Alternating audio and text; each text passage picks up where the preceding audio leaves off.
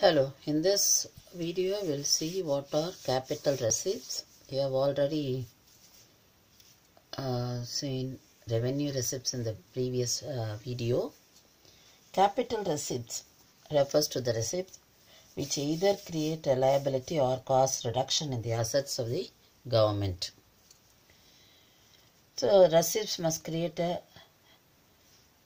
receipt is a capital receipt.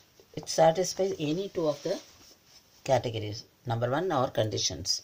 Number one, it must create a liability for the government. Example, borrowings. Borrowings are capital receipts as they lead to an increase in liability of the government. Whereas tax is not a capital receipt because it does not result in creation of any liability. The second condition is the receipts must cause a decrease in assets. Example, receipts from sale of shares of public enterprise is a capital receipt as it leads to reduction in assets of government. So, borrowings and sale of shares of public enterprise come under capital receipts. The capital receipts are classified into three groups. Number one, borrowing. Number two, recovery of loans. Number three, other receipts. Disinvestment and small savings come under that. So borrowings are the funds raised by the government to meet excess expenditure.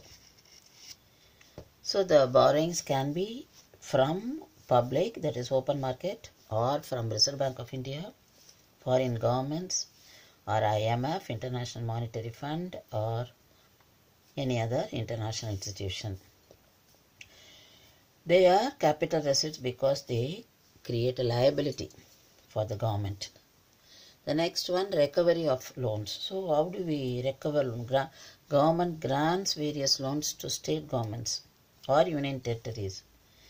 So recovery of such loan is a capital receipt as it reduces the assets of the government.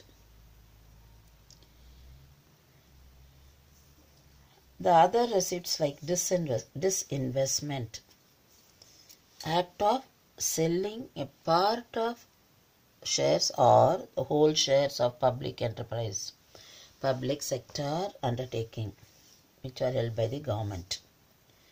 They are termed as capital receipt because they reduce the asset, because you are selling, so they are reducing the asset of the government. When the government sells a part or whole of a share, it leads to transfer of ownership to private, or it can be individuals or private enterprise. The next one, small savings.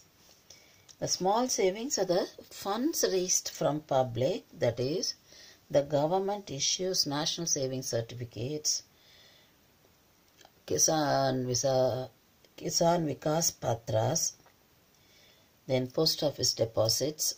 So the government borrows money from them and it issues the certificates to them as a security.